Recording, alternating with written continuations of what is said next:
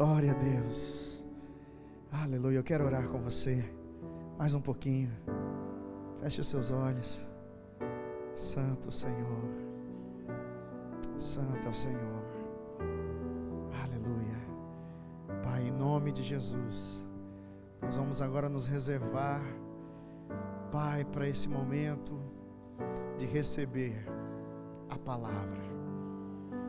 Até aqui, Senhor, nós nos reservamos para dar a Ti, para entregar a Ti, para oferecer ao Senhor nossa canção, Senhor, nossa expressão, nossa devoção.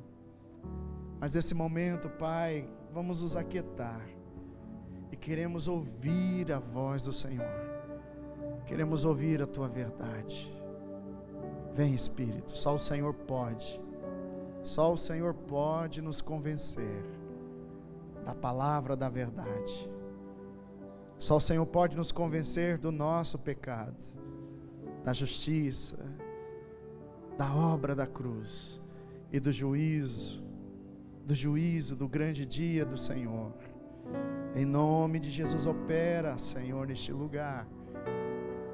Toda força contrária, toda retaliação, todo levante das trevas, em nome de Jesus, caia por terra hoje. Senhor, nós trazemos nossa mente, nosso coração cativo para ouvir a Tua palavra, Senhor.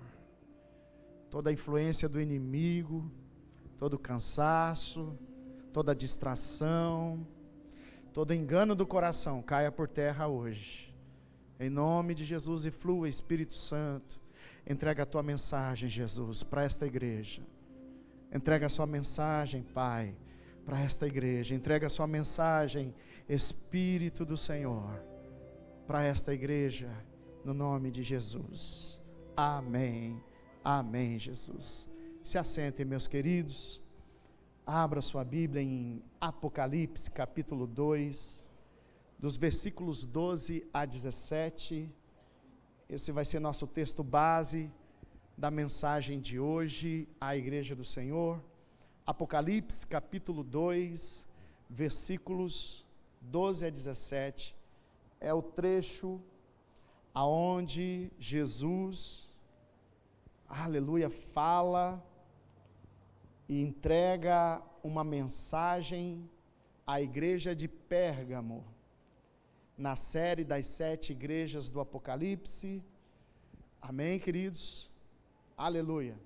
Nos cultos de ceia, eu estou nessa escala de ministração da palavra, e temos reservado esses cultos de ceia, desde então, para ministrar esta série às 7 igrejas. Estamos aprendendo com cada uma dessas igrejas a nos espelhar como congregação do Senhor hoje. Aleluia, até mesmo porque o registro na palavra de Deus, no livro da Revelação, Apocalipse, essas 7 igrejas, elas compõem uma base de uma mensagem antiga, que ficou no passado, mas de uma mensagem que permanece hoje, para a igreja de hoje, e também para a igreja do tempo do fim. E estamos muito mais perto dessa igreja do tempo do fim. Amém, queridos? As 7 igrejas. É interessante, irmãos, porque o apóstolo João, ele está na ilha de Pátimos, sofrendo tortura e prisão por conta do seu ministério apostólico. Ele é uma testemunha de Jesus. E por volta do ano 100, aproximadamente, João, já muito experiente, velhinho, ele então foi levado à pena de morte na prisão. E o Senhor o visitou.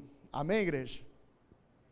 E o Senhor, numa visão gloriosa, não só se mostra glorioso, mas também traz a ele revelações gloriosas acerca da sua igreja, acerca do relacionamento de Jesus com a sua igreja, mas também das promessas de Jesus que ecoam em toda a Bíblia Sagrada, de Gênesis, então agora Apocalipse.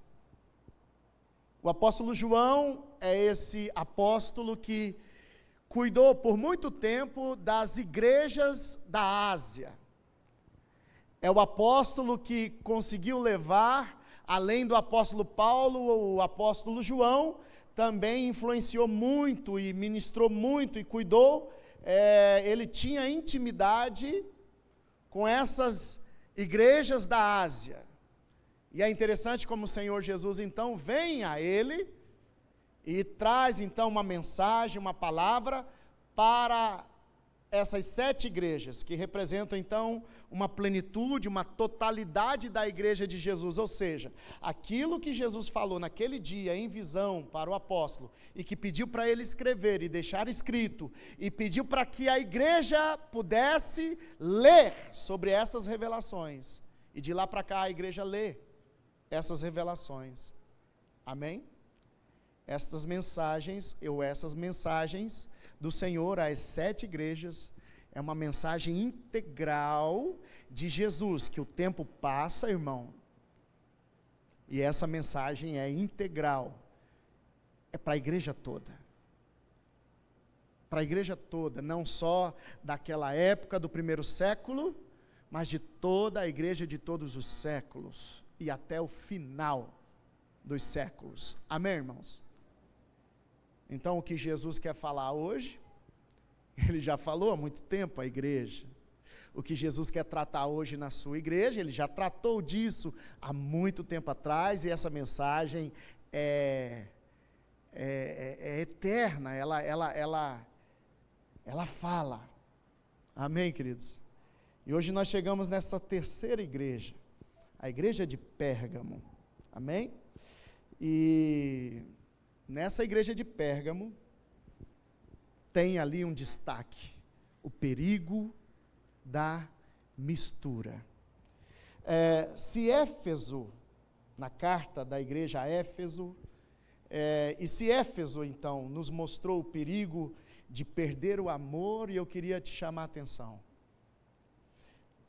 A igreja de Jesus perde o amor em Éfeso, porque se distrai com muitos outros amores. Preste bem atenção. Inclusive, a própria obra de Deus, se for como performance, se for como hiperatividade, se fazemos com orgulho, estamos perdendo o nosso amor, não só pela obra, pela igreja, mas principalmente pelo Senhor da igreja. Então, Éfeso mostrou o perigo de perder o amor, o primeiro amor. Esmirna, nós já ministramos aqui, essa segunda igreja, ela nos mostrou a necessidade de permanecer fiel sob perseguição, sobre pressão. É uma igreja que Jesus destaca ela como sendo aquela que persevera com fidelidade até a morte, diante das perseguições. Inclusive nessa carta, Jesus fala que eles seriam entregues. Era necessário passar por algumas tribulações. E Esmirna nos revela aquilo que a perseguição pode revelar dos verdadeiros filhos de Deus, da verdadeira igreja de Jesus, é que a verdadeira igreja de Jesus, seja sobre qualquer circunstância, principalmente de tribulação, ou de perseguição, ou de qualquer pressão que ela sofra como ataque de fora para dentro, essa igreja, ela precisa permanecer fiel. Amém, irmãos? E agora Pérgamo nos apresenta então um perigo ainda mais sutil, irmão, e eu, se fosse escolher, falaria para você que esse é o perigo mais perigoso, sutil, revela uma sutileza do caráter do nosso inimigo, Satanás. Se a igreja de Esmirna precisa de fidelidade, a igreja de Pérgamo precisa não só da fidelidade, mas de discernimento. Por quê, irmãos? Porque o perigo é a mistura daquilo que é santo com aquilo que é profano. Nós vamos perceber isso nessa carta. Não é só o perigo, não é o perigo da perseguição, mas é o perigo da mistura, o perigo de continuar chamando Jesus de Senhor, mas começar a negociar princípios da verdade. É começar a ensinar sobre Jesus, mas tolerarmos, atenção igreja, tolerarmos, começar a tolerar pequenas coisas. Que coisas? Pequenos ensinos, ideologias que vêm misturadas com os princípios da verdade de Deus.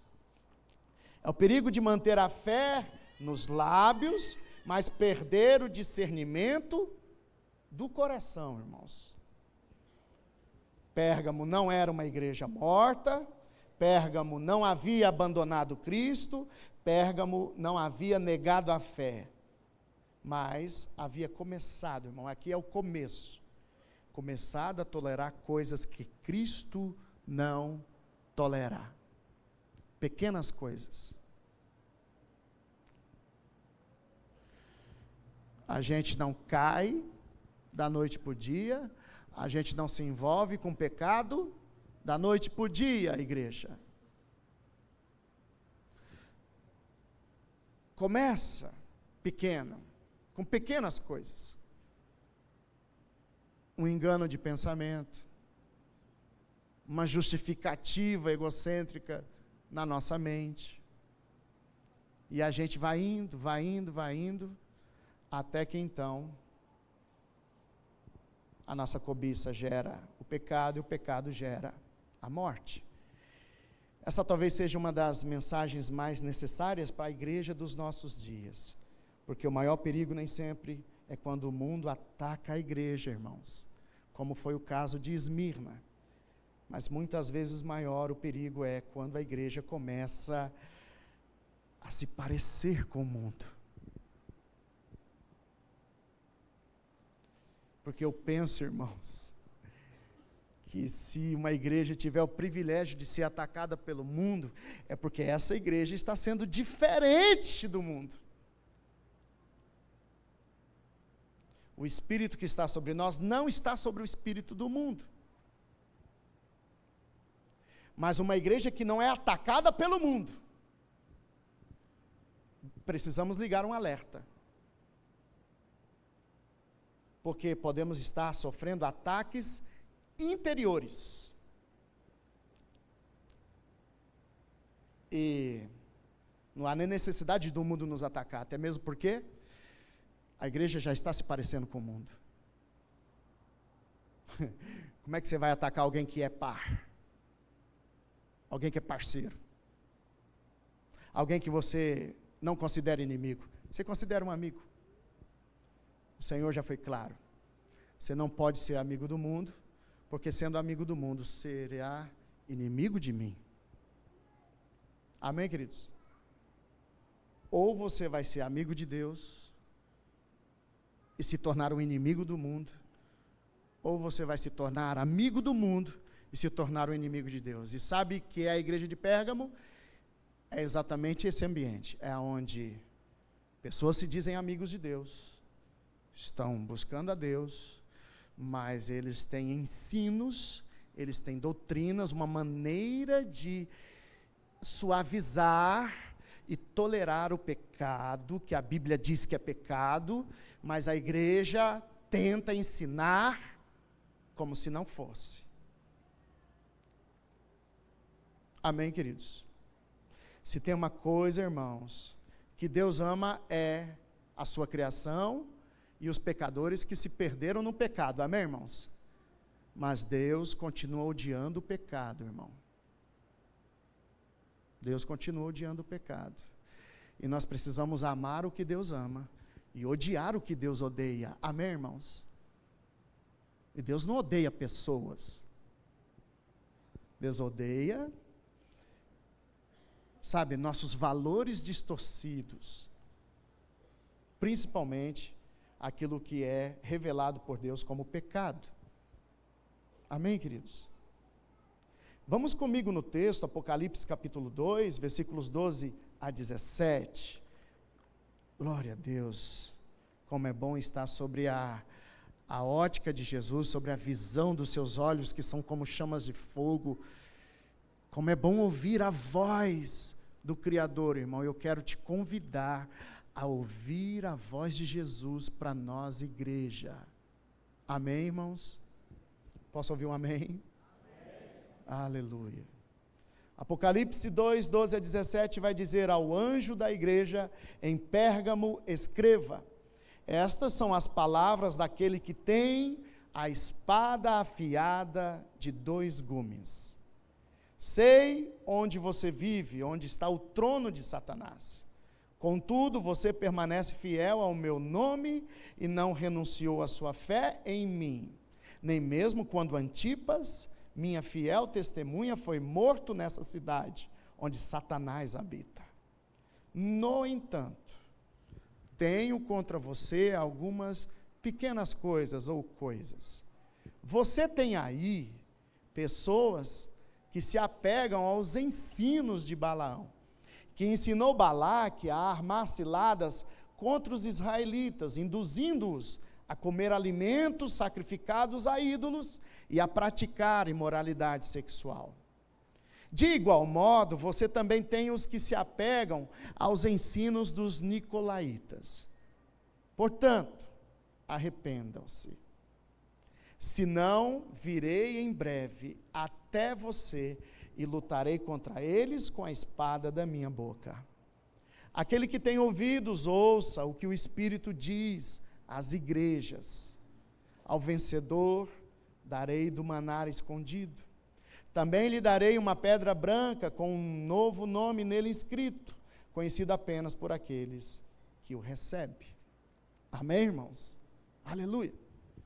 Vamos ter o privilégio, irmão, de poder dedicar aqui alguma meditação nessas frases e verdades de Jesus, e você vai conseguir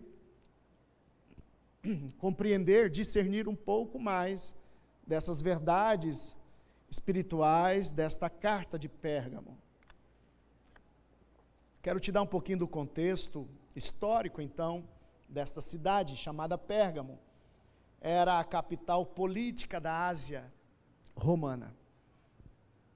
Éfeso era famosa, a mais famosa, mas Pérgamo era a principal capital romana naquela época dentro do Império Romano. Então, a cultura romana, e quando a gente fala cultura, irmãos, nós estamos falando de religião, de política, de qualquer tipo de arte ou filosofia. Atenção, irmãos, era a capital política. Preste bem atenção. Era uma cidade famosa por suas bibliotecas, por seus templos e por sua influência cultural. Ali estavam alguns dos maiores centros religiosos do mundo antigo. Meu irmão, quem chegava em Pérgamo ficava impressionado por essa cidade, porque nela havia então, irmãos queridos, uma mistura, e isso já era uma cultura nobre entre eles, por causa de seus imensos templos, consagrados templos aos seus deuses antigos. Só para você ter uma ideia, irmão, a religião, a política, a cultura estavam completamente misturadas e alinhadas. quem ia em Pérgamo, quem vivia em Pérgamo, não passava um dia sequer sem falar, sem contemplar, sem ser influenciado na espiritualidade dessa cidade. Porque a política da cidade, a religião da cidade e as programações de cultura, de filosofia, de ideologia na cidade, eles estavam profundamente comprometidos com a idolatria. Templos. Inclusive, irmão, se você for na Alemanha, você pode visitar a Alemanha, é um país muito incrível para se visitar acerca da origem do protestantismo, da fé evangélica. É um dos lugares, para quem estuda teologia, é um dos lugares para se visitar. E lá em Berlim, na Alemanha, tem um museu aonde quase que todo o templo de Zeus, que é como se fosse um grande altar de sacrifício, dedicado ao deus Zeus. Esse altar, esse templo que agora está em Berlim, em ruínas, em pedras montadas, era um dos principais templos ou altares dedicado a ídolos, dedicado a Zeus. Então, um gigantesco altar dedicado a Zeus, cuja a estrutura, lembrava um enorme trono, irmãos. Vai pegando aí as palavras de Jesus. Por isso, muitos estudiosos entendem que Jesus está fazendo referência a esse contexto quando ele diz: sei onde você vive, onde está o trono de Satanás.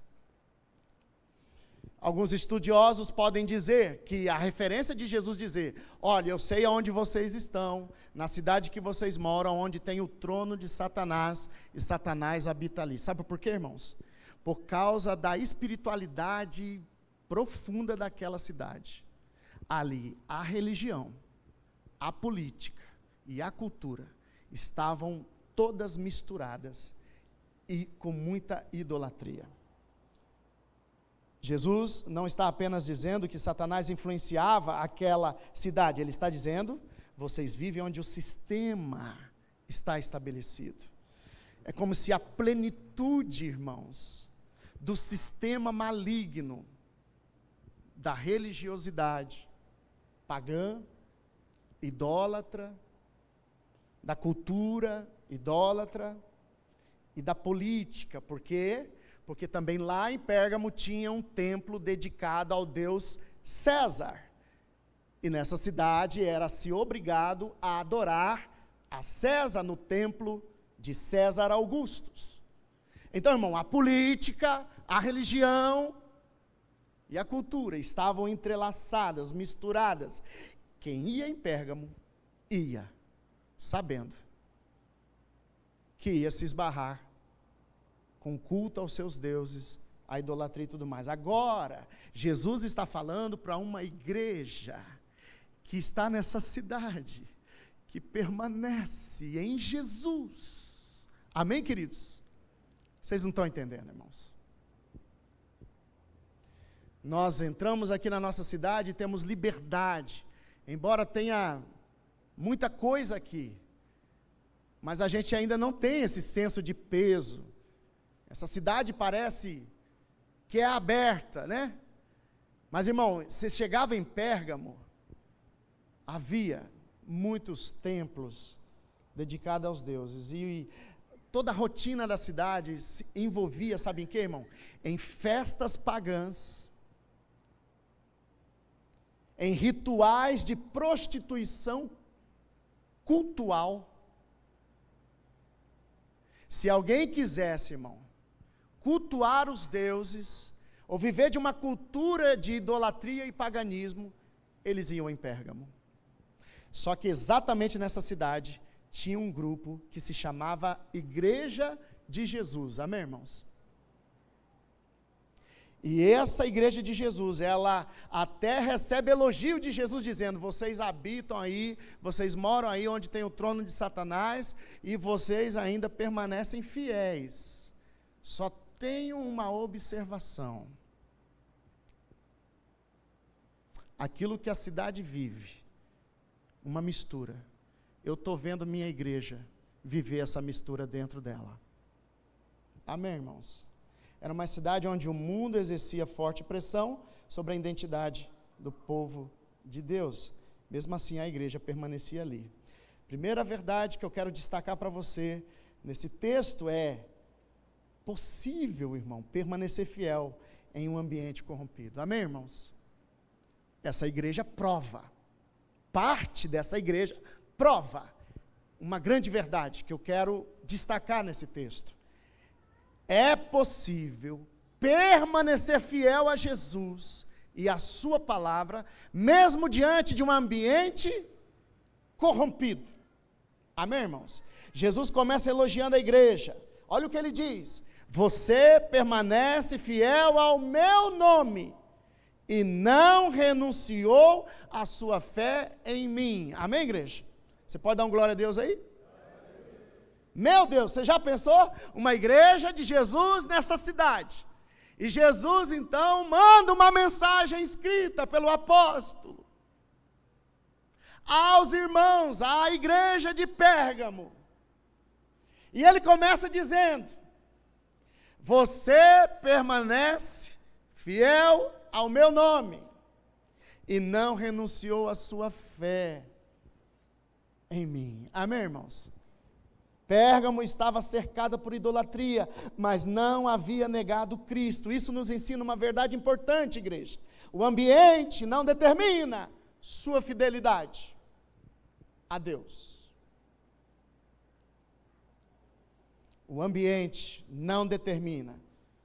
Porque muitos de nós, irmãos, vamos falar para justificar nossos erros, nossos pecados, nossos vícios. É porque meu pai e minha mãe. É porque eu nasci nessa família. É porque eu me viciei aqui. É porque fizeram isso comigo, então agora é por causa disso. Não, irmãos. O ambiente não determina sua capacidade de ser fiel ao Senhor. Amém, irmãos? Não. Por quê, irmãos? José permaneceu fiel lá no Egito. Amém, igreja? Daniel, irmãos, permaneceu fiel lá na Babilônia. Amém, irmãos? O Senhor tem testemunhas fiéis. Então não é o ambiente, não é a perseguição, não é a falta de liberdade que vai determinar, irmão, a nossa capacidade de fidelidade ao Senhor. Não. A igreja permaneceu fiel em Pérgamo. Ele vai falar, irmão, de um homem chamado Antipas. Ninguém sabe quem é Antipas. Os estudiosos estudam, quer saber quem é Antipas? Qual é a história dele? Qual é a origem? Qual é o fim de Antipas? Não tem, irmão, na Bíblia toda, só tem uma referência. E essa referência vem da boca de Jesus, para João escrever, para poder falar à igreja de Pérgamo, não só a igreja de Pérgamo, mas as 7 igrejas da Ásia, não só as 7 igrejas da Ásia, mas toda a igreja em todos os séculos. O nome desse homem foi destacado pela boca de Jesus. E Jesus diz assim: nem mesmo quando Antipas, minha fiel testemunha, foi morto nessa cidade. Meu irmão, sabemos muito pouco sobre Antipas. A Bíblia não registra seus milagres, a Bíblia não registra seus sermões, a Bíblia não registra seus títulos, a Bíblia registra sua fidelidade.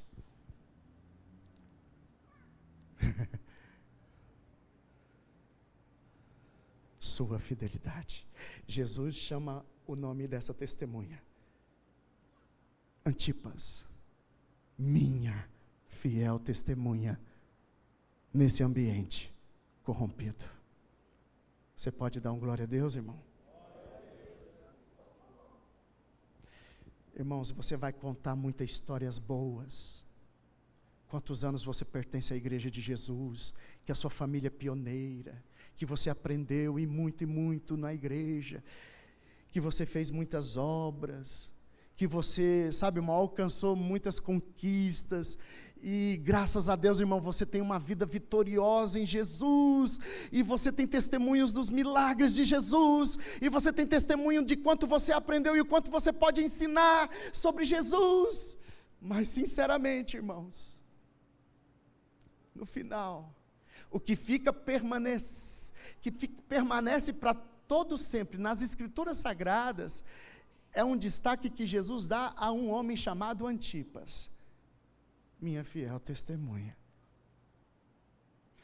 De tantos milagres que você já recebeu, você pode receber essa palavra da boca de Jesus? Tenho visto a sua fidelidade ao meu nome, à minha palavra. De tantos cargos e títulos e reconhecimentos que você já teve por causa do nome de Jesus da igreja, ou da teologia que hoje você aprendeu, irmão. Você tem o testemunho da boca do Espírito que testemunha no seu espírito de que você é fiel a Jesus? E nós temos tanta liberdade, irmão. Esse homem foi fiel a Jesus, diante de uma cidade chamada Pérgamo, aonde ele diz que ali havia o trono de Satanás, que a cultura, a religião e a política estavam alinhadas, um sistema alinhado, corrompido. Jesus chama esse homem pelo nome. Amém, irmãos? O mundo sabe pouco sobre Antipas, mas Jesus sabia quem ele era.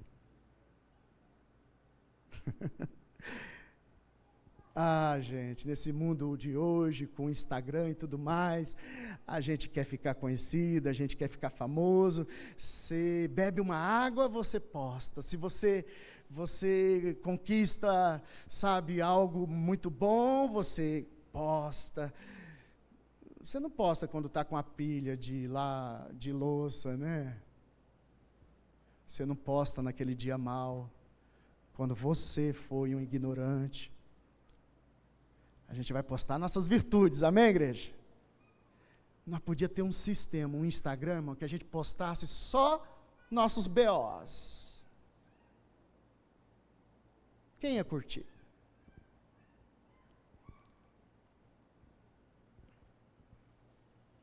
Esse Antipas recebeu um like de Jesus, amém, irmãos? Meu Deus. E até hoje a gente precisa chamar o nome dele. E a gente não precisa falar mais nada, a não ser que ele era fiel a Jesus. Amém, igreja? Isso foi suficiente para que seu nome fosse lembrado por toda a eternidade nas Escrituras Sagradas. E é muito interessantíssimo, porque o objetivo do discipulado não é produzir pessoas famosas. Amém, irmãos? Nós não sabemos nem quem discipulou Antipas. Provavelmente, Antipas foi discipulado pelo apóstolo João, porque cuidava dessas igrejas da Ásia. Provavelmente. Se não foi João, foi o discípulo de João, que discipulou Antipas. Mas isso não vem ao caso.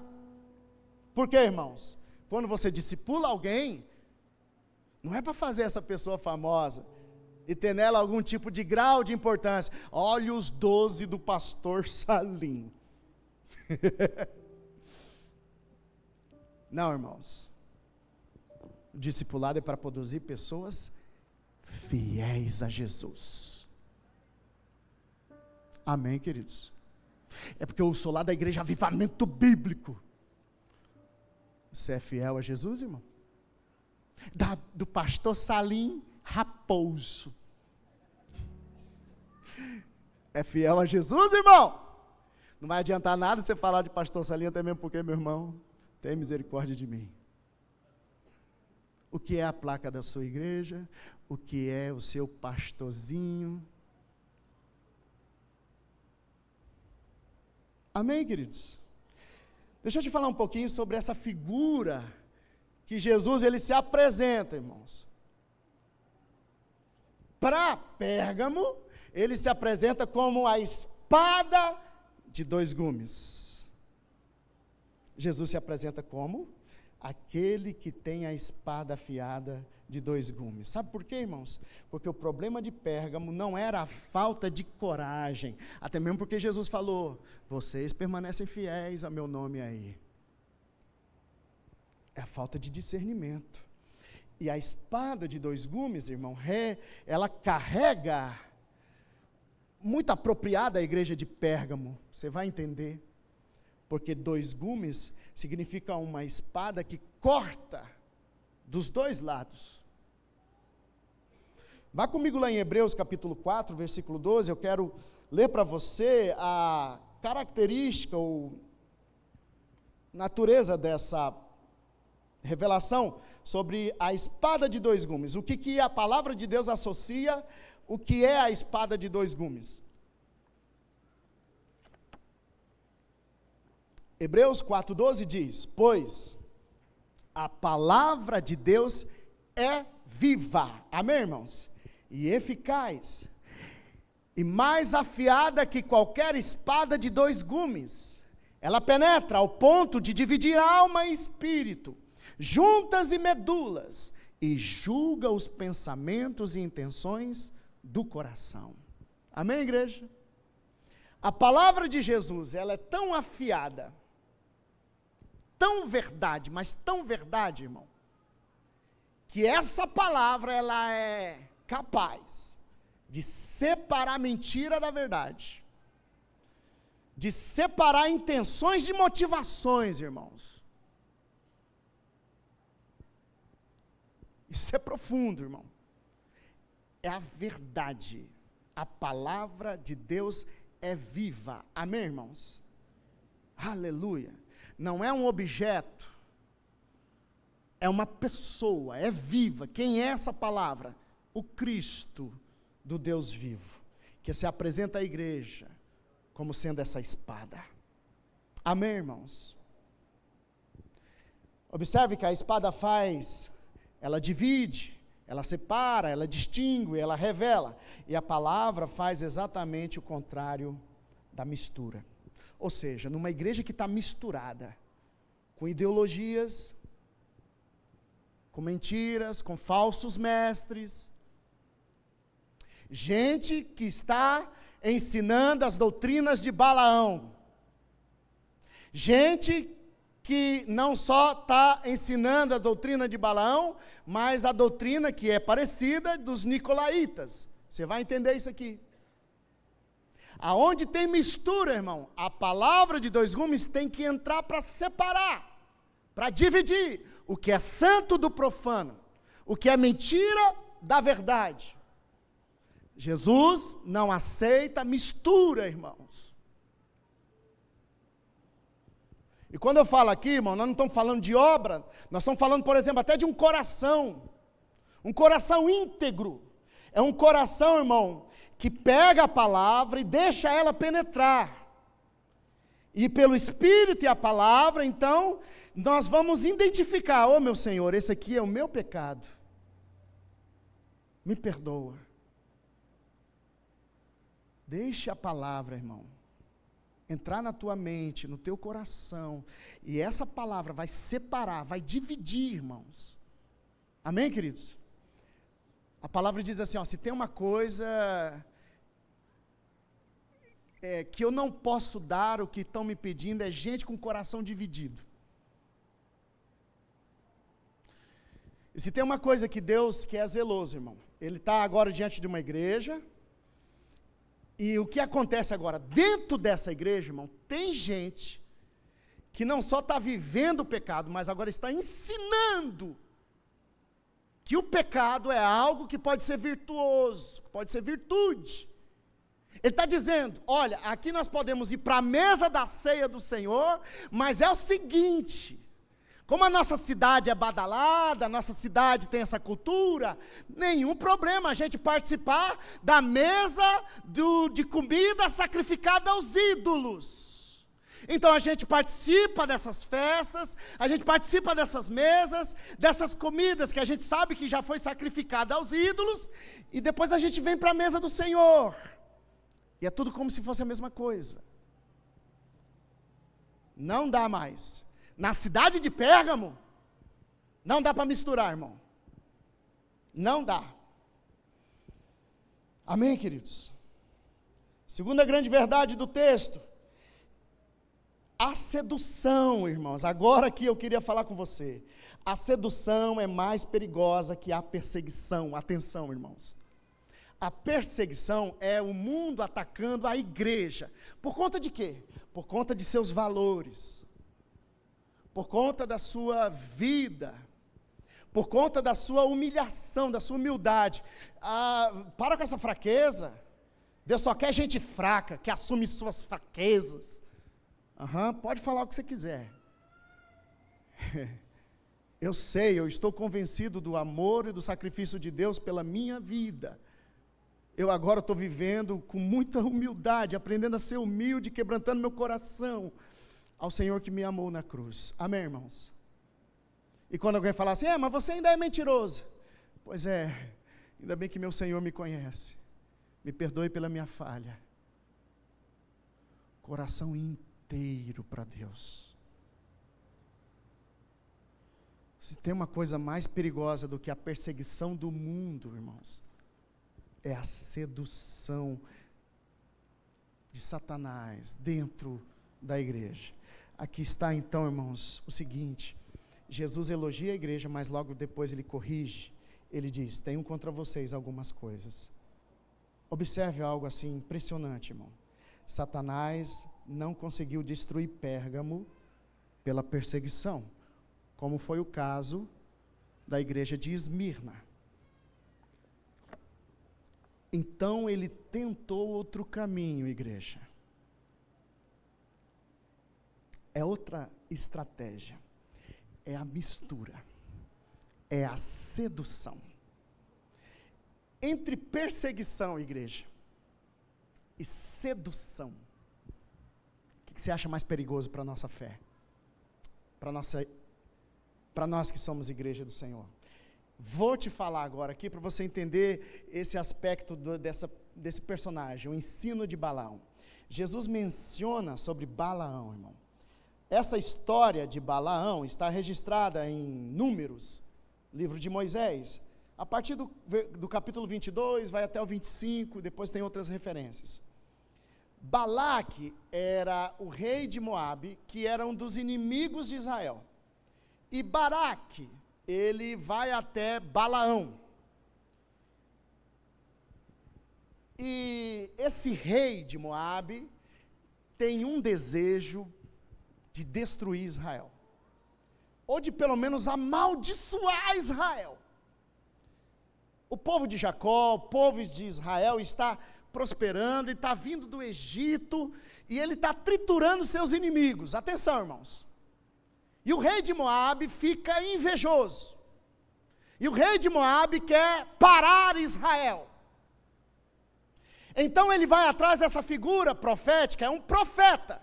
Inclusive, irmão, Moisés é conhecido como um grande profeta. Balaão, no mundo antigo, é também conhecido como um grande profeta. Inclusive, Balaão, Moisés foi separado para viver para Deus no mundo. Balaão, irmão, vivia no mundo. E por um tempo, irmão, foi separado para Deus, lá no mundo, no paganismo.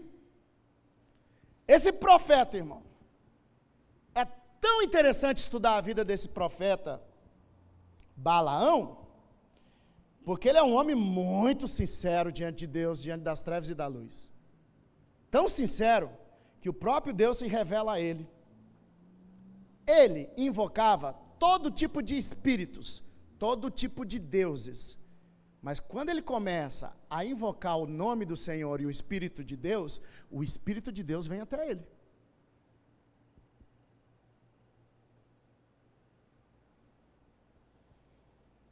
E eu achei interessante isso. Por que Deus fala com Balaão? Por que Deus vai tendo um relacionamento com Balaão? Porque Ele está dizendo ao mundo, por mais que seja sincero, por mais que vocês busquem, e toda a impressão da verdade, na mentira dos deuses e dos ídolos, preste bem atenção, irmãos, vocês precisam de discernimento, para discernir entre aquilo que é verdade e aquilo que é mentira. Por quê? Porque as coisas das trevas, as mentiras das trevas, é como se fossem verdades. E a coisa vai estreitar tanto, irmão, que nos últimos dias, e a coisa é tão estreita, irmão, na nossa mente, no nosso coração, em relação às coisas do Espírito, que nós necessitamos de uma das características do Espírito de Deus, que além de sabedoria, de entendimento, discernimento.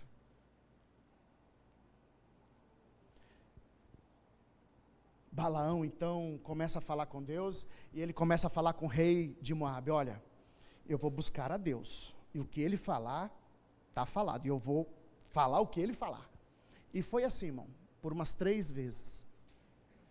Moabe fala para Balaão: Balaão, eu vou te dar prata e ouro, você não vai ter necessidade mais de nada, somente fale uma maldição contra Israel. E Balaão vai diante de Deus, e Deus fala para ele: não. E Balaão fala por 3 vezes: impossível amaldiçoar esse povo que Deus abençoou. Na verdade, vou te falar uma verdade: quem abençoar Israel será abençoado, quem amaldiçoar Israel será amaldiçoado. O rei de Moabe fica doido, porque ele diz assim: eu estou querendo te pagar todo o dinheiro desse mundo, para você amaldiçoar Israel, e você por 3 vezes já abençoou Israel. Como fazemos para corromper esse povo e esse Deus de Israel?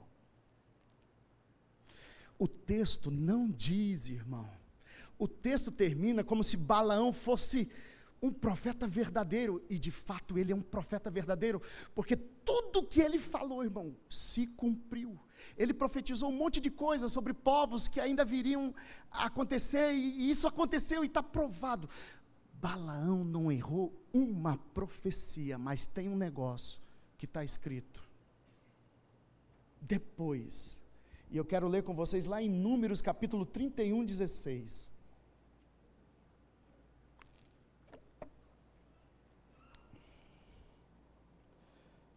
Números 31, 16. Olha o que está registrado acerca de Balaão, irmão. Isso depois. Diz assim: foram elas que seguiram o conselho de Balaão e levaram os israelitas a serem infiéis ao Senhor no caso de Peor, de modo que uma praga feriu a comunidade do Senhor.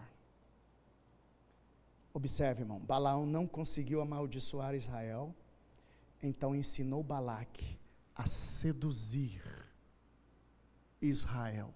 Como? Não está escrito isso, mas se entende isso pela palavra. Balaão pode ter vindo ao rei e falar assim: é o seguinte, não tenho condição de amaldiçoar, foi isso que Deus mostrou e é isso que eu estou te entregando. Mas, quanto que era mesmo que eu ia ganhar? Ah, você ia ganhar isso. Ah, eu não posso ir contra o Espírito de Deus. Mas assim, pela minha própria carne, pelo que eu tenho observado entre os deuses e o Deus verdadeiro, se você pegasse e fizesse assim com os homens moabitas, e chegassem perto das mulheres israelitas, e começasse a conquistar e seduzir elas, e pegasse as mulheres moabitas e conseguisse seduzir os homens israelitas, logo sabe o que aconteceria? Eles estariam indo para a imoralidade sexual, porque o Deus dos céus é Deus zeloso. Um outro estágio da imoralidade é que eles iam se casar, e logo essas mulheres que foram seduzidas Com o tempo, ou elas e seus filhos poderiam adorar os deuses de vocês.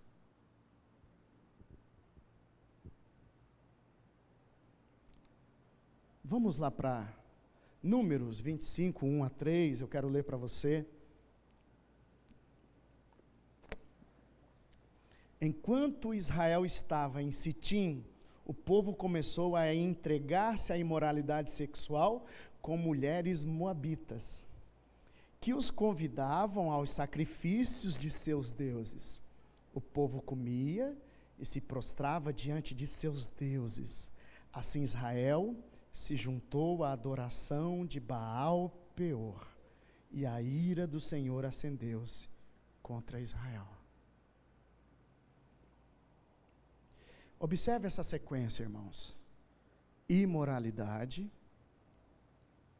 mistura, idolatria, apostasia.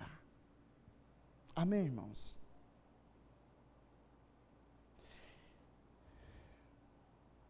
Eles já apareceram ali em Éfeso, na carta. Em Éfeso, Jesus elogiou a igreja porque rejeitava essas práticas dos nicolaítas e de Balaão. Agora, irmão, o problema cresceu na igreja de Pérgamo. Em Pérgamo, algumas pessoas estavam abraçando os seus ensinos. Então, o que era um comportamento, irmão, tornou-se uma doutrina dentro da igreja. Na igreja de Éfeso, Jesus fala assim, ó, ainda bem que vocês não toleram as obras dos nicolaítas. Entende, irmão? Mas quando chega na igreja de Pérgamo, Jesus já vai olhar e falar assim, pera aí, se Éfeso não tolerava as obras dos nicolaítas, desse negócio de imoralidade sexual, de virar isso em idolatria e ir para outros deuses, e buscar comer comidas de ídolos, entende? Agora, irmão, em Pérgamo, Jesus vai falar que essa igreja, ou parte dela, começou a abraçar esses ensinamentos, e isso não era uma prática, isso era ensinado dentro da igreja, como se diz assim, sem nenhum problema, irmão. O que era prática tornou em ideologia, filosofia, o que era influência tornou-se cultura, irmãos. Eu quero ir para o encerramento, irmãos, dizendo o seguinte: o espírito de Pérgamo é o tempo do fim. O que aconteceu em Pérgamo, meu irmão, não ficou em Pérgamo. Jesus, ele advertiu assim lá em Mateus 24, cuidado que ninguém os engane. Em Mateus 24 ele ainda diz, os numerosos falsos profetas surgirão e enganarão a muitos. Lá mesmo em Mateus 24 ele diz assim, porque surgirão falsos cristos e falsos profetas, eles farão grandes sinais e maravilhas para, se possível, enganar até os eleitos. Perceba, irmãos, antes de falar sobre perseguição, Jesus fala sobre o engano. Paulo vai alertar, irmão, em 2 Tessalonicenses 2:3, não deixe que ninguém os engane de modo algum, antes daquele dia virá a apostasia, e então será revelado o homem do pecado, o filho da perdição. A apostasia, irmão, não começa quando alguém abandona a igreja, ela começa quando alguém abandona a verdade. Você pode estar dentro da igreja, você pode estar congregando, mas você ainda tem ensinamentos, mestres, sabe, irmão, cochicham ali nos seus ouvidos, e você está lendo a palavra, você está ouvindo a palavra, mas você já colocou, irmão, você já amenizou, você já colocou uma ideologia de que pecado, não é bem assim. Quantas pessoas, irmão, estão na igreja, irmão, estão ouvindo os sermões, estão ouvindo a palavra de Deus, mas ainda, irmão, acham que fazer sexo antes do casamento não é pecado. De ver pornografia, irmão, faz parte, o homem é assim. Pegar outras mulheres dentro do casamento, você pega outras mulheres. Não, a igreja nem toca nesse assunto. A homossexualidade.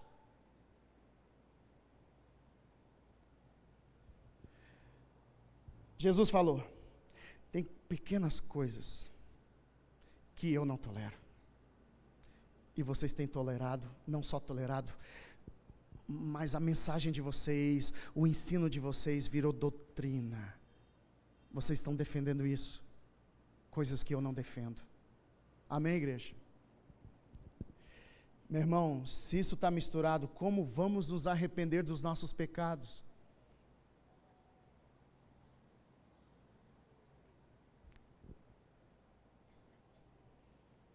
Uma terceira verdade para encerrar é que o vencedor recebe alimento, sustento e identidade.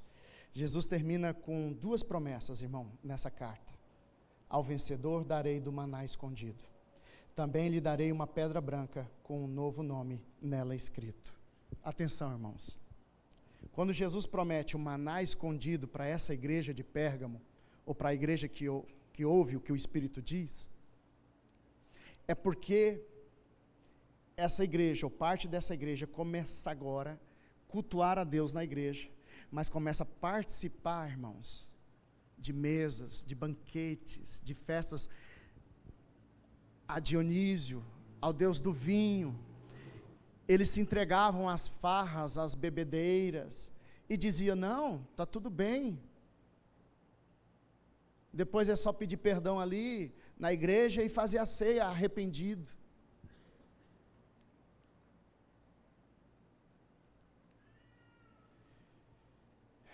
Atenção, irmãos.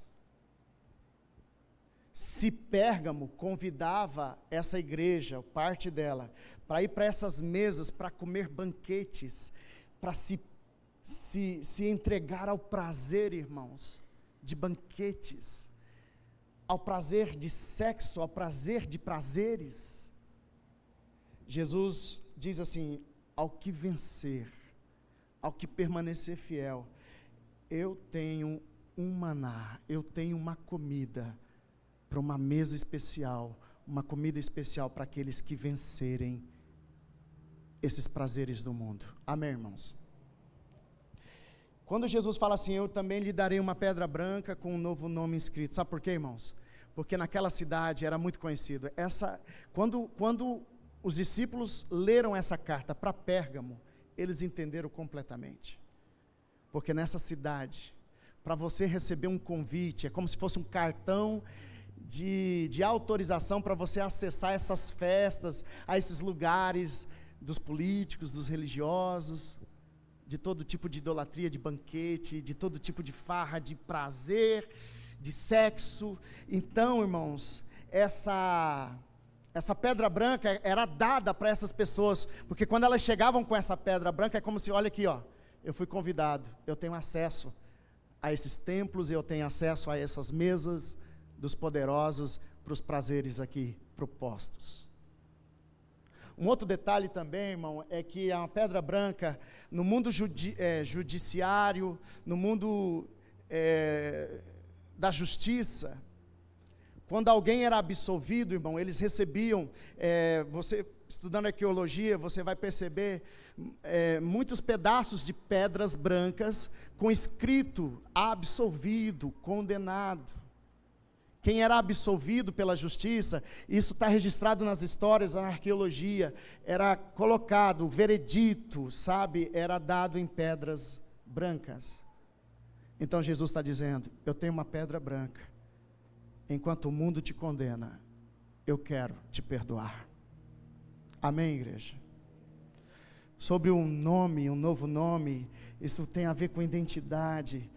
Veja bem, vocês não são dos ídolos, vocês não são do pecado, vocês pertencem a mim, eu comprei vocês com meu precioso sangue.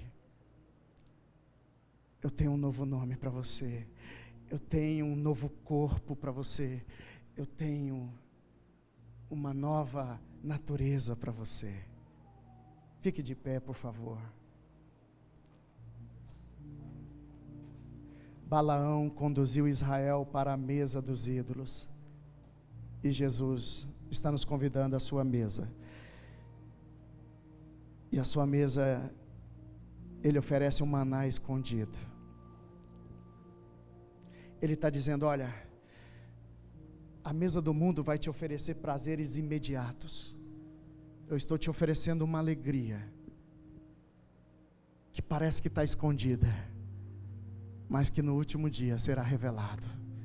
Se você permanecer fiel, se você crer na minha promessa.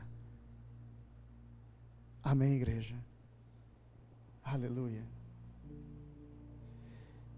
Ou você, irmão, vai viver dessa mesa do sistema, do mundo, aonde o seu prazer vai te levar sem nenhum critério, mas quando você é convidado para a mesa do Senhor, você é convidado a se arrepender do seu pecado e se sustentar na promessa de um reino que virá, de um sustento que virá, de um novo céu, de uma nova terra, de alguém que está crucificando seus prazeres, suas vontades. E nesse processo, irmão, você tem esperança nas promessas que Jesus faz. Te darei um novo nome. Seu nome estará escrito no livro da vida. E somente quem está escrito no livro da vida vai poder herdar o reino vindouro. Porque esse mundo está passando. E esse reino, esse sistema está passando. Mas Ele tem uma promessa, irmão, de nos resgatar completamente do pecado. Completamente desse mundo maligno. Amém, igreja? Aleluia, Jesus. Feche os teus olhos, eu quero convidar aqui o ministério de diaconia. Nós vamos para a mesa do Senhor.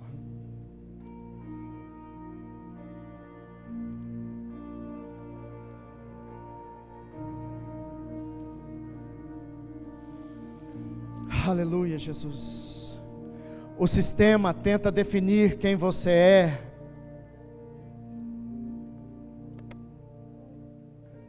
Os prazeres imediatos e o pecado quer definir quem você é. Mas Cristo oferece uma identidade que o mundo não pode te dar. No último dia Ele vai te chamar pelo nome, um novo nome. Assim como Ele chamou Antipas, minha fiel testemunha, um dia o Senhor vai te revelar o seu novo nome. E sabe para quem Ele vai falar o seu novo nome? Para aqueles que permaneceram fiéis ao seu nome, à sua palavra, à sua igreja.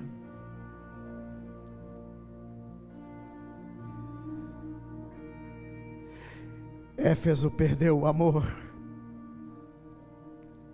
Esmirna enfrentou a perseguição. Pérgamo enfrentou a sedução.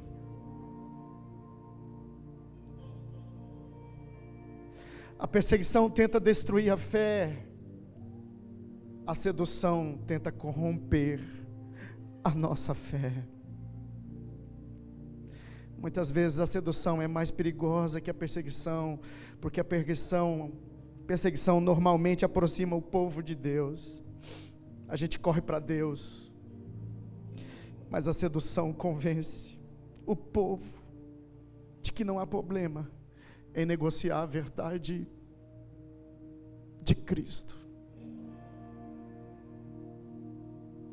Eva foi seduzida. O inimigo, ele é especialista em nos convencer e nos seduzir. Atenção, igreja. Olhe para Jesus. Ouça o que Jesus já diz.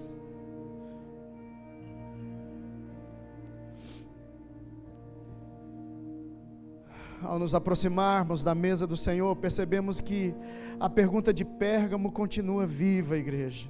Existem duas mesas diante de nós.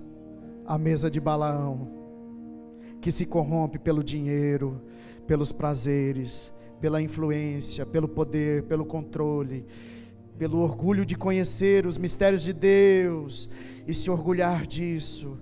A mesa de Balaão nos leva ao prazer imediato. A gente negocia valores por causa do dinheiro, por causa do prazer. Mas nós temos a mesa do Senhor. Nessa mesa a gente precisa confessar todos os nossos pecados. nos humilhar diante dele e esperar pela sua palavra. O maná escondido é uma promessa.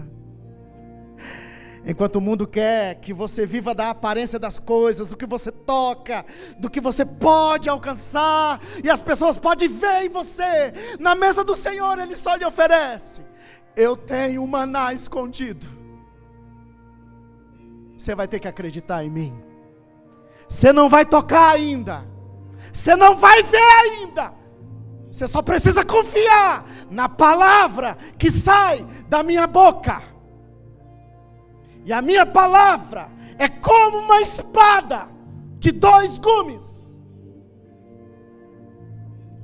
Cristo oferece o maná escondido, igreja. Cristo nos oferece a nos esconder nele. Quando o mundo quer, irmão, que você seja famoso, que você seja visto, reconhecido, Jesus te oferece: se esconda em mim.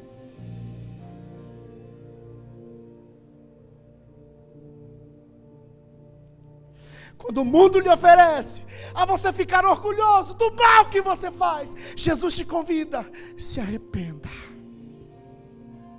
chore, volte atrás. A mesa do mundo oferece aceitação temporária. Cristo te oferece uma pedra branca. Lá no último dia, o seu nome estará escrito. Com essa pedra branca é um acesso ao banquete da glória de Deus, à mesa do Senhor, a um mundo vindouro, a um reino vindouro que Ele é o Senhor, o Senhor, o Senhor. A mesa do mundo te oferece ideologias, adaptações. Cristo te oferece identidade. Você é meu filho, e eu vou trabalhar para que você se pareça comigo e não com o mundo.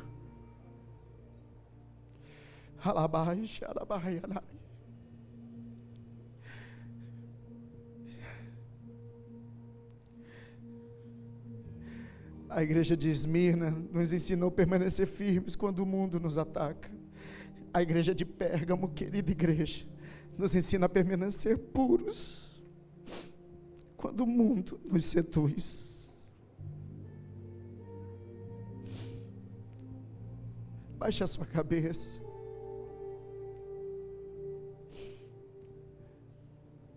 Dentro desse lugar não sobra um. Somos imorais, somos mentirosos, somos vingativos, odiamos as pessoas que estão à nossa volta, julgamos as pessoas antes dela falar alguma coisa, nós já julgamos.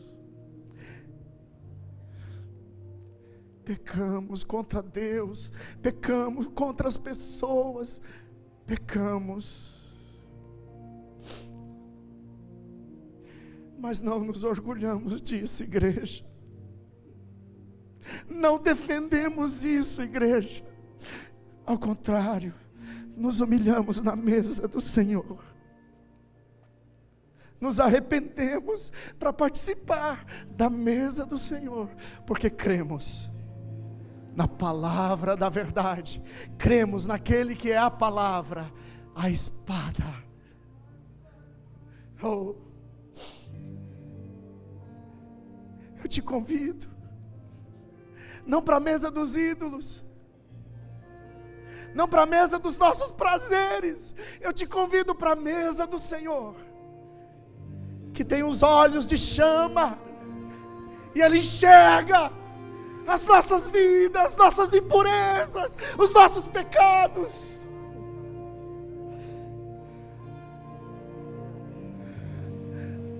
O coração dele é puro, igreja. Os seus olhos são puros. Suas palavras são puras. É aquele que se fez homem. E mesmo no ambiente que podia se corromper, ele não pecou.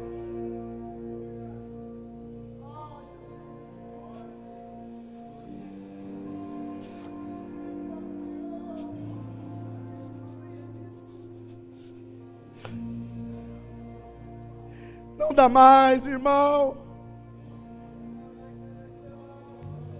Para ir para outras mesas. Não dá mais. Vem para a mesa do Senhor. Se arrependa hoje.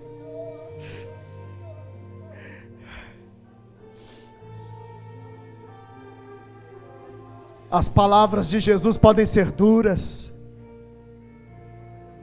mas elas curam, elas nos santificam. E se tem uma verdade que eu quero destacar nas cartas das 7 igrejas, é de que Jesus está presente. Ele anda no meio da igreja. Ele vê o nosso pecado, mesmo assim, Ele permanece fiel em sua misericórdia, em fazer a sua boa obra de santificação no meio da sua igreja. Somos imorais, somos idólatras, temos duro coração, mas Jesus está dizendo: eu estou aqui, arrependam-se, arrependam-se. Arrependam-se. Ele não desiste de você, Ele não desiste de mim, Ele não desiste dessa igreja, porque no meio da igreja haverá aqueles que vão dar testemunho de seu amor, de sua fidelidade, de sua santidade. Coloque a mão no seu coração e nós vamos orar. Coloque a mão no seu coração, se você puder. Pai Santo, em nome de Jesus, te agradecemos, Pai, por esse encontro aqui na casa do Senhor. Obrigado, Senhor, pelas verdades do céu, pelas verdades da Tua Palavra que nos alcançam. Obrigado por falar conosco, por nos exortar em amor. Eu sei que quando o Senhor fala, o Senhor disciplina, quando o Senhor exorta, é para a gente não se parecer com o mundo. Porque nascemos para nos parecer contigo. Somos os seus filhos. Tenha liberdade, Espírito Santo, de falar conosco, de nos exortar. Obrigado por ouvir a sua voz, a voz da verdade. E essa verdade nos libertará. Obrigado por nos alimentar, Senhor, com a verdade. Vem nos curar, vem nos libertar. Sustenta a vida dos meus irmãos, cada irmão aqui, irmã, nossas famílias. Cuida de nós, Pai, nos guarda do maligno.